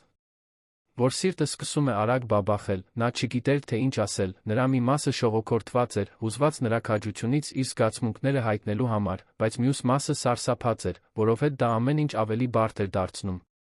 Դա այլևս միայն ամուսնությունը փրկելու կամ չփրկելու հարց չէր, հիմա կար իրական հնարավորություն նոր բան սկսելու մեկի հետ, ով արդեն ցույց էր տալիս, որ լավ էր վերաբերվում իրեն, նա շնորհակալություն հայտնեց նրա անկեղծության համար, բայց ասաց, որ ժամանակի կարիք ունի, ամեն ինչ մարսելու համար, Գաբրիելը հասկացավ, ասաց, որ անմիջական պատասխան չէր սպասում, որ պարզապես ցանկանում էր, որ նա իմանար, որ ընտրություններ ուներ, որ նա թակարդում չէր անցանկալի իրավիճակում, այլ ընտրանքների բացակայության պատճառով, Մարիամը այդ սրճարանից դուրս եկավ ավելի շփոթված, քան մտել էր, այդ գիշեր, երբ նա տուն հասավ, Ռուբենը խոհանոցում ընթրիք էր պատրաստում, նա պատրաստել էր նրա սիրած ուտեստը, սնկով ռիզոտո, սեղանը զգուշությամբ էր դրված, կար գինու շիշ նույնիսկ ծաղիկներ, Ռուբենը ժպտաց, տեսնելով նրան ասաց, որ ցանկանում է հատուկ երեկո անել, Մարիամը նայեց այդ ամենին լացելու ցանկություն զգաց, որովհետև նա տեսնում էր նրա ջանքերը, տեսնում էր, որ նա փորձում էր, բայց միաժամանակ նա իրեն հարցնում էր, թե արդյոք չափազանց ուշ չէր։ Ընթրիքի ընթացքում Ռուբենը փորձեց խոսել նրա օրվա մասին, հարցրեց աշխատանքի, նախագծերի մասին, անկեղծ հետաքրքրություն ցուցաբերեց։ Մարիամը պատասխանեց, բայց հեռու էր։ Գաբրիելի հայտարարությունը հնչում էր նրա մտքում, Ռուբենը հասկացավ, որ ինչ-որ բան այն չէ, հարցրեց, թե արդյոք նա լավ էր։ Մարիամը խորը շունչ քաշեց, ասաց, որ պետք է խոսեն, Ռուբենը գունատվեց, ասաց, որ պատրաստ է լսել այն ամենը, ինչ նա պետք է ասեր։ Մարիամը հետո պատմեց Գաբրիելի մասին, ոչ բոլոր մանրամասները, բայց բավականաչափ, որ Ռուբենը հասկանար, որ ուրիշ մեկը հետաքրքրված էր իրենով, ասաց, որ ոչինչ չէր արել, որ երբեք իրեն չէր դավաճանել, բայց որ չէր կարող ժխտել, որ կապ կար, Ռուբենը լսեց, դեմքը ավելի ու ավելի լարված, երբ նա ավարտեց, նա երկար րոպեներ լուռ մնաց, այնուհետ պայթեց, ասաց, որ ինքը սպանել էր իրեն, աշխատելով, որպեսզի նրան հարմարավետ կյանք ապահովեր, որ կարողություն էր կուտակել, որ ամեն ինչ արել էր հանուն իրենց։ Եվ հիմա նա գալիս էր ասելու, որ զգացմունքներ ուներ մեկ այլ տղամարդու նկատմամբ, Մարիամը զգաց, որ զայրույթը բարձրանում է, պատասխանեց, որ երբեք կարողություն չէր խնդրել, որ այն, ինչ ինքը ցանկանում էր, ուշադրություն էր, ներկայություն, սեր, որ ոչ մի օգուտ չկար շքեղ բնակարանում ապրելուց, եթե էմոցիոնալ առումով մենակ էր։ Ռուբենը ասաց, որ նա անշնորհակալ էր, որ չէր գնահատում այն ամենը, ինչ ինքը արել էր։ Մարիամը ծիծաղեց, դառը ծիծաղ, ասաց, որ դա անշնորհակալություն չէր, դա հոգնածություն էր, տարիների անտեսված լինելու հոգնածություն։ Քննարկումն արագորեն սրվեց, Ռուբենը Մարիամին մեղադրեց դավաճանելու պատճառներ փնտրելու մեջ, Մարիամը Ռուբենին մեղադրեց այն բանում, որ նա միայն այն ժամանակ էր արթնացել ամուսնության համար, երբ հասկացել էր, որ կարող է կորցնել իրեն։ Նրանք կոշտ բաներ ասացին, բառեր, որոնք չէին կարող հետ վերցվել, մինչ Ռուբենը, զայրույթի գագաթնակետին, ասաց, որ միգուցե լավագույնը կլիներ բաժանվել, որ եթե նա այդքան էր ցանկանում լինել մեկ այլի հետ, թող լիներ։ Մարիամը զգաց, կարծես հարվածել էին ստամոքսին, դա չէր այն, ինչ նա ցանկանում էր, թե։ Այդպես էր, նրանք լուռ մնացին, շնչահեղձ, նայելով միմյանց, կարծես երկու անծանոթ, Ռուբենն առաջինն էր, ով հետ քաշվեց, ասաց, որ լուրջ չէր խոսել, որ զայրացած էր, բայց Մարիամը չպատասխանեց, նա պարզապես վերցրեց մեքենայի բանալիները դուրս եկավ։ Նրան օդ էր պետք, տարածք էր պետք, մտածելու էր պետք, նա անպատակ վարեց Երանի փողոցներով, քաղաքի լույսերը թարթում էին, մարդիկ շտապում էին, կյանքը շարունակվում էր, մինչդեռ նրա կյանքը կարծես փլուզվում էր։ Նա ի վերջո կանգ առավ հաղթանակի զբոսայգու տեսարանային հարթակում, նա դուրս եկավ մեքենայից կանգնեց, նայելով լուսավորված քաղաքին, արցունքները վերջապես հոսեցին, թողնելով կուտակված ողջ լարվածությունը, նրա հեռախոսը զնգաց, դա Գաբրիելն էր, նա հարցրեց, թե ամեն ինչ կարգին է, ասաց, որ փորձել էր զանգահարել ավելի վաղ, բայց նա չէր պատասխանել։ Մարիամը պատմեց, թե որտեղ էր, Գաբրիելն ասաց, որ կգնա այնտեղ, ասաց, որ նա չպետք է մենակ մնա այդ վիճակում։ Կես ժամ անց նա հասավ, նա դուրս եկավ մեքենայից ուղիղ գնաց, գրկելու նրան։ Մարիամը թույլ տվեց իրեն լացել նրա Գրկում թողնելով ողջ ցավը, ողջ շփոթությունը, Գաբրիելը համբերությամբ լսեց նրան, ասաց, որ հասկանում էր, թե ինչ էր նա անցնում, որ նման որոշումները կյանքի ամենադժվարն էին, ասաց, որ անկախ նրանից, թե ինչ կորոշեր, ինքը կլինի այնտեղ որպես ընկեր։ Բայց նա ասաց, որ կարծում էր, որ կարող է, որ նա իմանա մի բան, որ նա արժանի էր սիրված լինելու առանց պայմանների, առանց ուշադրություն աղերսելու, առանց իրեն անտեսելու, եւ որ ով իսկապես կսիրեր նրան, դա կաներ բնականաբար առանց ճգնաժամի կարիքի արթնանալու համար։ Նրանք ժամեր շարունակ զրուցեցին։ Գաբրիելը պատմեց իր սեփական ամուսնալուծության մասին, թե ինչպես էր երկար ժամանակ պահանջվել ընդունելու, որ ամուսնությունն ավարտվել էր, ասաց, որ ամիսներ էր անցկացրել, փորձելով փրկել մի բան, որն արդեն մահացած էր, մինչ վերջապես քաջություն ուներ նորից սկսելու, եւ որ, չնայած ցավոտ էր, դա լավագույն որոշումն էր, որ նա կայացրել էր, որովհետև նա ազատվեց մի իրավիճակից, որը նրան դժբախտ էր դարձնում, իրեն թույլ տվեց ավելի լավ բան փնտրել։ Մարիամը լսեց ամեն ինչ, կլանելով յուրաքանչյուր բառ, երբ արդեն կեսգիշերից անց էր։ Գաբրիելը առաջարկեց իրեն տուն տանել, Մարիամը համաձայնեց, բայց երբ նրանք մոտեցան նրա շենքին, խնդրեց, որ նա մի փոքր շուտ կանգ առնի, չէր ուզում, որ Ռուբենը տեսներ։ Գաբրիելը հասկացավ, նախքան նա մեքենայից դուրս կգար, նա բռնեց նրա ձեռքը, ասաց մի բան, որը կմնար նրա մտքում, ասաց, որ ինչ էլ որ պատահի, նա պետք է ընտրի իրեն, որ տարիներ շարունակ նա ընտրել էր Ռուբենին, նրա կարիքները դրել էր իր կարիքներից վեր, բայց որ հիմա ժամանակն էր իրեն առաջին տեղում դնելու, անելու այն, ինչ իսկապես երջանիկ կդարձներ իրեն։ Մարիամը շնորհակալություն հայտնեց, դուրս եկավ մեքենայից, նա բարձրացավ բնակարան, սիրտը սեղմված, Ռուբենը հյուրասենյակում էր, արթուն, աչքերը կարմիր, նա վեր կացավ, տեսնելով նրան հարցրեց, թե որտեղ էր եղել, Մարիամը պարզապես ասաց, որ իրեն միայնակ ժամանակ էր պետք։ Ռուբենը հարցրեց, թե արդյոք նա Գաբրիելի հետ էր, Մարիամը չժխտեց, նա տեսավ ցավը նրա դեմքին, բայց էներգիա չուներ մեկ այլ քննարկման համար, նա պարզապես ասաց, որ հոգնած է քնելու է, Ռուբենը բռնեց նրա ձեռքը, նա ներողություն խնդրեց պայթյունի համար, ասաց, որ հուսահատված էր, որ վախենում էր նրան կորցնելուց, Մարիամը նայեց նրա աչքերի մեջ առաջին անգամ ասաց մի բան, որի մասին երկար ժամանակ էր մտածում, ասաց, որ միգուցե նա արդեն կորցրել էր իրեն, տարիներ առաջ, երբ ընտրեց աշխատանքը իր փոխարեն, երբ դադարեց նրան կին տեսնելուց սկսեց նրան տեսնել որպես կահույքի մաս, երբ մոռացավ, որ սերը բայ է, գործողություն է, ներկայություն է, Ռուբենը ծնկի իջավ, աղերսեց մեկ այլ շանս, ասաց, որ իսկապես կփոխվի, որ թերապիա կանցնի, որ անհրաժեշտության դեպքում կվերակազմակերպի իր ողջ կյանքը։ Մարիամը զգաց, որ սիրտը կոտրվում է, որովհետև տեսնում էր, որ նա անկեղծ էր, բայց անկեղծությունը չէր ջնջում տարիների ցավը, ասաց, որ ժամանակի կարիք ունի, որ չէր կարողանում որոշում կայացնել այդ պահին, որ շփոթված էր, վիրավորված, կորած, Ռուբենը գլխով արեց թույլ տվեց նրան գնալ, հաջորդ օրերին Մարիամը հեռացավ ինչպես Ռուբենից, այնպես էլ Գաբրիելից, նրան տարածք էր պետք, մտածելու, զգալու, հասկանալու, թե ինչ էր ինքն իրականում ցանկանում, նա մի քանի օր արձակուրդ խնդրեց։ Գրասենյակից գնաց ընկերուհու տուն, սանի ափին, մեկ շաբաթ անցկացրեց լողափում քայլելով, մեդիտացիա անելով, իր կյանքի մասին մտածելով, հենց այս միայնակության շրջանում Մարիամը հասկացավ մի կարևոր բան, նա հասկացավ, որ ինչ-որ պահի դադարել էր լինել իր սեփական կյանքի գլխավոր հերոսը, նա դարձել էր Ռուբենի կյանքի երկրորդական կերպարը, հիմա վտանգ կար դառնալու Գաբրիելի կյանքի երկրորդական կերպարը, բայց ինչ էր ինքն իրականում ցանկանում իր համար, ո՞րն էր նրա երազանքը, ինչն էր նրան երջանիկ դարձնում, անկախ նրանից, թե ով էր իր կողքին, առաջին անգամ տարիների ընթացքում Մարիամը իրեն թույլ տվեց մտածել միայն իր մասին, նա հիշեց իր երազանքները, երբ ավելի երիտասարդ էր, նա ցանկանում էր ունենալ իր սեփական ճարտարապետական գրասենյակը, ցանկանում էր նախագծել տարածքներ, որոնք կփոխակերպեին կյանքեր, ցանկանում էր ճանապարհորդել աշխարհով մեկ ոգեշնչում փնտրելով, նա ցանկանում էր ազատ լինել, իր սեփական ընտրությունները կատարելու, առանց որևէ մեկից թույլտվություն կամ հավանություն խնդրելու։ Նա ցանկանում էր իրեն լիակատար զգալ մենակ, որպեսզի միայն հետո ընտրեր իր կյանքը մեկի հետ կիսելը, եւ ոչ թե այն պատճառով, որ կարիք ուներ, այլ որովհետև ցանկանում էր, երբ նա վերադարձավ երան, այլ էր, ավելի կենտրոնացած, ավելի ամուր, նա որոշ որոշումներ էր կայացրել։ Դրանցից առաջինն այն էր, որ անկախ նրանից, թե ինչ կպատահի Ռուբենի կամ Գաբրիելի հետ, նա կկենտրոնանա իր վրա, նա կներդնի կարիերայում, կփնտրի իր երազանքները, կվերակառուցի իրեն, որովհետև նա հասկացել էր, որ կարող է մեկին իսկապես սիրել միայն այն ժամանակ, երբ նախ սիրում էր իրեն։ Եվ որ տարիներ էր անցկացրել մոռանալով դա անել, նա խոսեց Գաբրիելի հետ գրասենյակում, ասաց, որ շնորհակալ է նրա զգացմունքների համար, բայց որ հիմա նոր բան սկսելու պահը չէր, որ նա նախ պետք է վերագտնի իրեն որպես անհատ, Գաբրիելը կատարելապես հասկացավ, Ասաց, որ հարգում է նրա որոշումը, որ այնուամենայնիվ նրանց ընկերությունը անփոփոխ կմնա, Մարիամի համար թեթացում էր իմանալ, որ չէր կորցնի այդ կարևոր կապը, նույնիսկ եթե այն ռոմանտիկ չէր, Ռուբենի հետ զրույցն ավելի դժվար էր։ Մարիամը տուն հասավ ուրբաթ։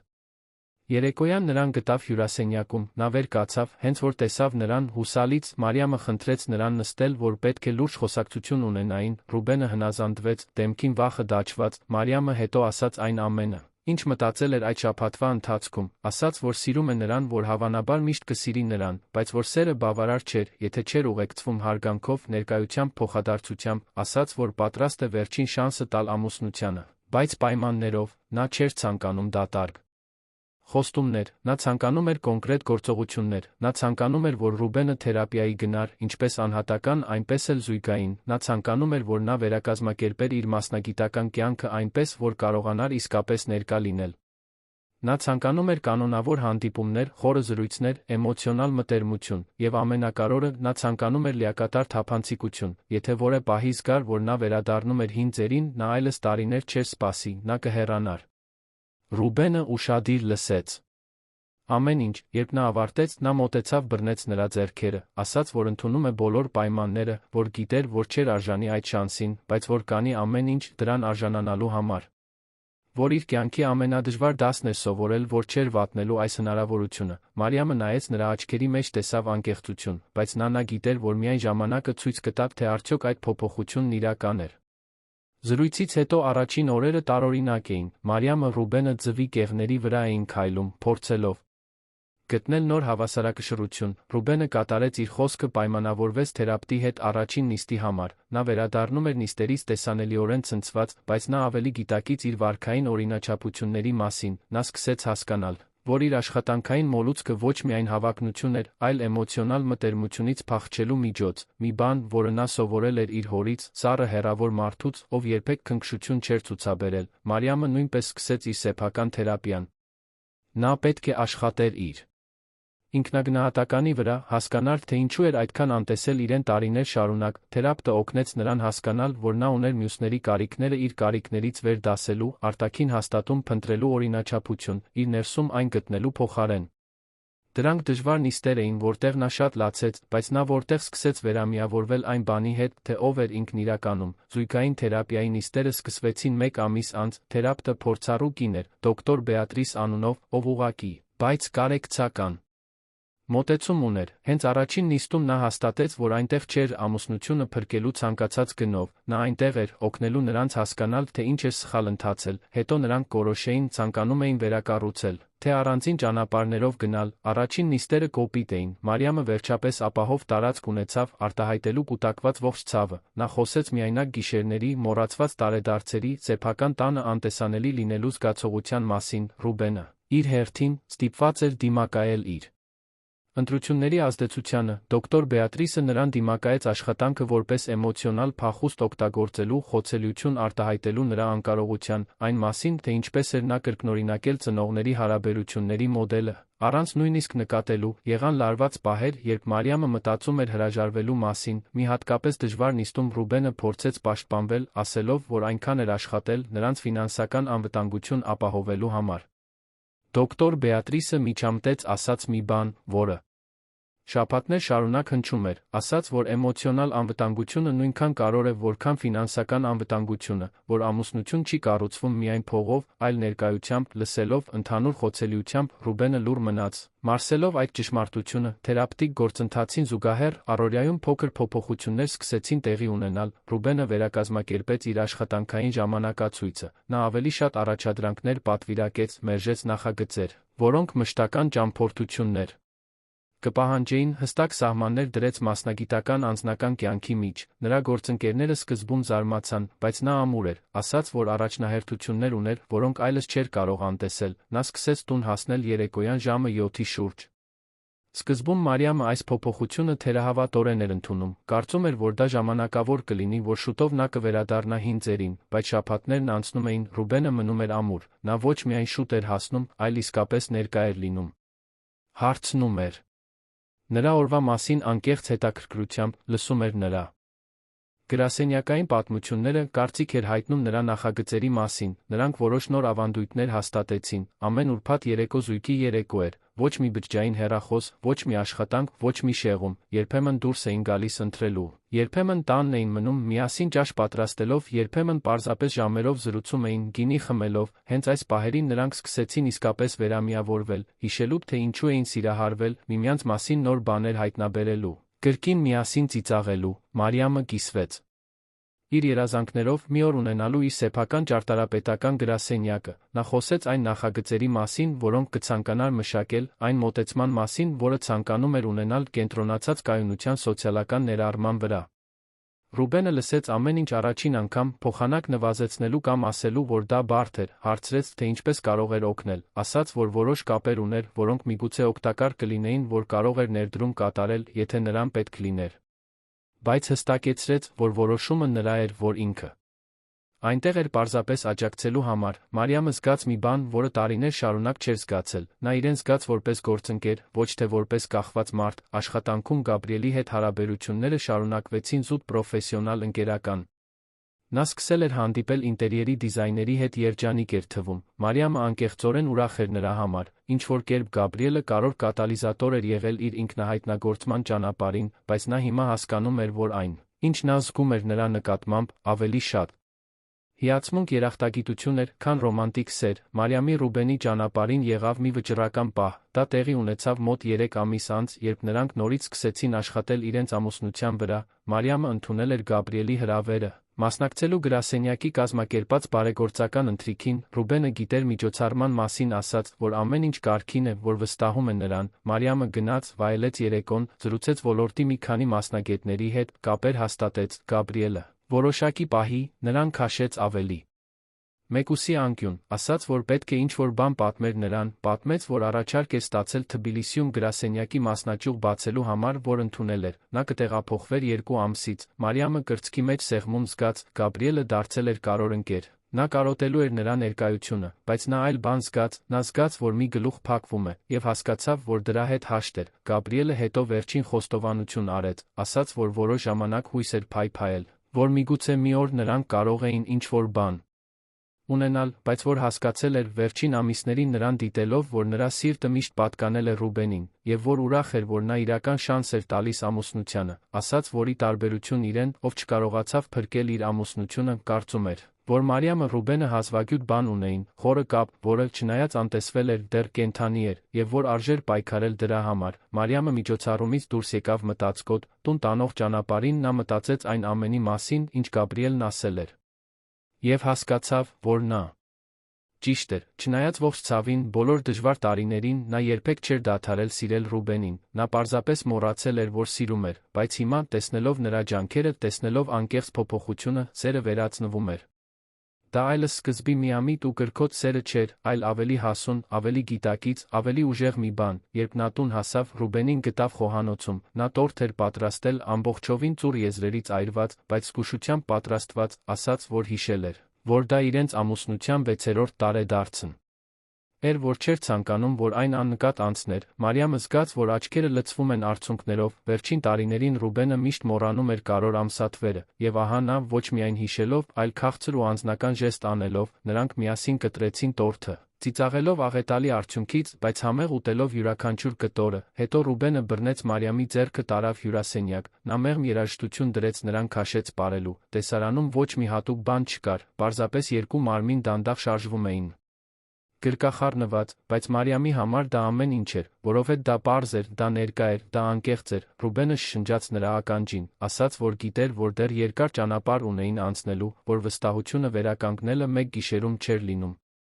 բայց որ ցանկանում էր, որ նա իմանար մի բան, ասաց, որ թերապիան օգնել էր իրեն հասկանալու, որ ինքը ողջ կյանքը փախչել էր իրենից, եւ որ դա անելով գրեթե կորցրել էր միակ մարդուն, ով իսկապես կարևոր էր, ասաց, որ հիմա սովորում էր կանգ առնել, զգալ, ներկա լինել, եւ որ առաջին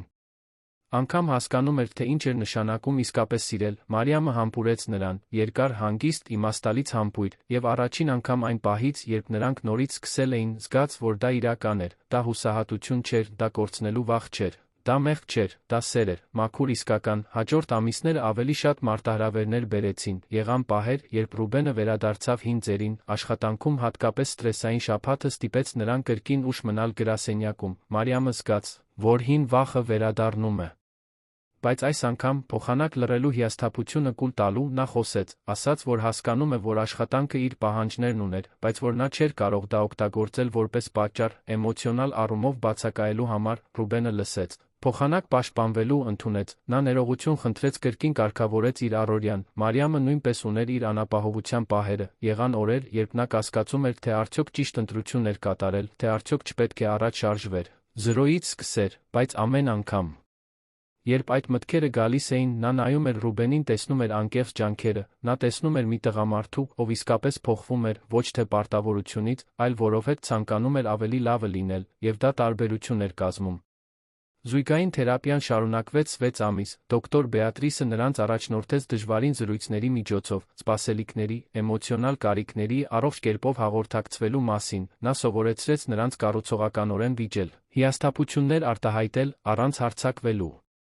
Իսկապես լսելու, դրանք արժեքավոր դասեր էին, որոնք ամբողջովին փոխեցին հարաբերությունների դինամիկան։ Վերջին նիստերից մեկում դոկտոր Բեատրիսը ասաց, որ տպավորված է նրանց առաջընթացով, ասաց, որ շատ զույգեր էր տեսել այդ սենյակում, որ քչերն էին ունեցել այն քաջությունն ու վճռականությունը կատարելու այն դժվար աշխատանքը, որը Մարիամը Ռուբենը արել էին, ասաց, որ նրանք կարող էին հպարտանալ իրենցով, անկախ նրանից, թե ուր կտաներ նրանց ապագան, զուգահեռաբար։ Մարիամի կարիերան թռիչք կատարեց, առտրային շենքի նախագիծը հաջողությամբ ավարտվեց, մի քանի այլ պայմանագրեր առաջացրեց, Հեղինեն առաջարկեց գործընկերություն գրասենյակում, բայց Մարիամը նրբորեն մերժեց, ասաց, որ պատրաստ է բացել իր սեփական տարածքը, նա ցանկանում էր լիակատար ինքնավարություն ունենալ այն նախագծերի նկատմամբ, որոնք ընդունում էր, այն փիլիսոփայության նկատմամբ, որին հետում էր, Ռուբենը ամբողջովին աջակցեց նրան, օգնեց բյուրոկրատական մասով, կապերով, այն ամենով, ինչ կարող էր, բայց միշտ հստակեցնելով, որ դա նրա գրասենյակն էր, որ որոշումները նրա էին։ Մարիամը վարձեց մի փոքր, բայց հմայիք սենյակ Արաբկիրում, նա վարձեց 2 ստաժոր դանդաղ սկսեց, ավելի փոքր բնակելի նախագծերով, բայց յուրաքանչյուր նախագիծ արվում էր կրքով, մանրամասներին ուշադրությամբ, նրա յուրահատուկ ստորագրությամբ։ Շուտով հաճախորդները սկսեցին խորհուրդ տալ նրա աշխատանքը, պահանջարկն աճեց, նա իրականացնում էր մի երազանք, որը տարիներ շարունակ պահել էր, մի շաբաթ օր կեսօրին, գրեթե 1 տարի անց, երբ նրանք նորից սկսել էին, Մարիամը Ռուբենը խոհանոցում էին, միասին ճաշ պատրաստում, Ռուբենը բանջարեղեն էր կտրատում, մինչ Մարիամը միսն էր համեմում, ռադիոն մեղմորեն նվագում էր հետին պլանում, տեսարանում ոչ մի արտառոց բան չկար, բայց այն կատարյալ էր իր պարզությամբ, հանկարծ Ռուբենը դադարեցրեց իր արածը նայեց Մարիամին, նա նկատեց հարցրեց, թե ինչ էր պատահել։ Նա պարզապես ժպտաց ասաց, որ երջանիկ է, որ չէր հիշում, թե երբ էր վերջին անգամ իրեն այդքան խաղաղ զգացել, Մարիամը նույնպես կանգ առավ իսկապես նայեց ամուսնուն, նա տեսավ փոքր կնճիռները, որոնք սկսում էին հայտնվել աչքերի անկյուններում, մազերի առաջին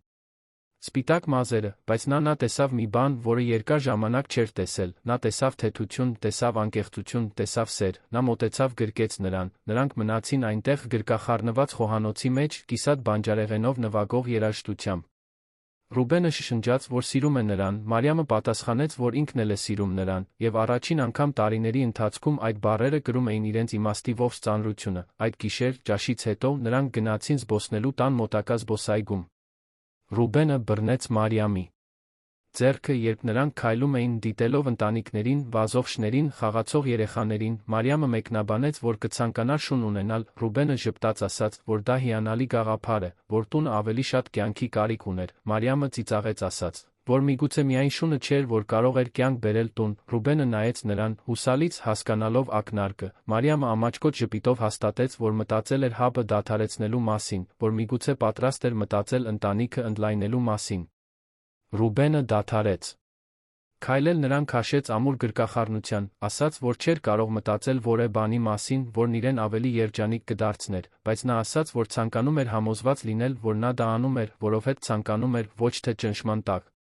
Մարիամը հանգստացրեց նրան, ասաց, որ շատ էր մտածել այդ մասին, որ խոսել էր իր թերապևտի հետ, եւ որ զգում էր, որ վերջապես էմոցիոնալ առումով առողջ վիճակում էր այդ քայլն անելու համար, հաջորդ ամիսները սպասումի անհանգստության էին։ Նրանք որոշ ժամանակ անհաջող փորձեցին, ինչը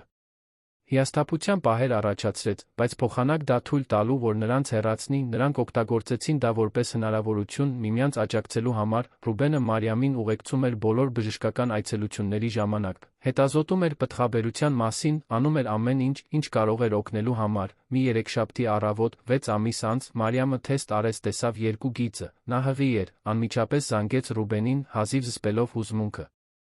Նա դուրս եկավ կարևոր հանդիպումից, տուն շտապելու համար, երբ նա հասավ, նրան գտավ հյուրասենյակում նստած, թեստը ձեռքին, երջանկության արցունքները դեմքին հոսում էին, նրանք գրկախառնվեցին, միասին լացեցին, շնորհակալ լինելով այդ օրհնության համար, հղիությունը փոփոխություններ բերեց, Մարիամը շարունակեց աշխատել, բայց ավելի հանգիստ ռիթմով, Ռուբենը դարձավ էլ ավելի ուշադիր, եթե հնարավոր էր, նա գնում էր բոլոր ուլտրաձայնային հետազոտություններին, կարդում էր գրքեր հայրության մասին, պատրաստում էր տունը երեխայի ժամանմանը, նրանք պարզեցին, որ աղջիկ կլինի, որոշեցին նրան Սոֆիա անվանել, հղիության ընթացքում եղան դժվար պահեր, Մարիամը ինտենսիվ սրտխառնոցներ ուներ առաջին եռամսյակում, Ռուբենը միշտ այնտեղ էր, բռնելով նրա մազերը, ջուր բերելով, անելով այն, ինչ անհրաժեշտ էր, երրորդ եռամսյակում, երբ նա ավելի հոգնած էմոցիոնալ դարձավ, նա առանց բողոքի ստանձնեց բոլոր տնային գործերը, նա համոզվում էր, որ նա հանգստանա, որ իրեն ապահով զգա, մի գիշեր, ծննդաբերությունից մի քանի շաբաթ առաջ, նրանք մահճակալին պառկած էին։ Մարիամը չէր կարողանում քնել, անհարմար էր հսկայական փորից։ Ռուբենը շոյում էր նրա փորը, մեղմորեն խոսելով Սոֆիայի հետ, Մարիամը նայեց նրան անսահման երախտագիտություն զգաց, ոչ միայն այն բանի համար, թե ինչպես էր նա հոգ տանում իր մասին հղիության ընթացքում, այլ այն ամբողջ ճանապարհի համար, որը նրանք միասին անցել էին, նա բարձրաձայն մեկնաբանեց, որ հետ նայելով կարող էր տեսնել, որ այն ամենը, ինչ նրանք անցել էին, անհրաժեշտ էր եղել, որ ճգնաժամն այն արթնացումն էր, որին երկուսն էլ կարիքն ունեին, որ եթե նրանք չհասնեին գրեթե կոտրման այդ կետին, միգուցե երբեք չէին վերամիավորվի իսկապես, Ռուբենը համաձայնեց, ասաց, որ ամենամեծ դասը, որը նա սովորել էր, այն էր, որ հարաբերությունները մշտական աշխատանք են պահանջում, որ բավարար չէ սիրելը, անհրաժեշտ է այդ սերը ցույց տալ ամեն օր, փոքր-մեծ ժեստերով։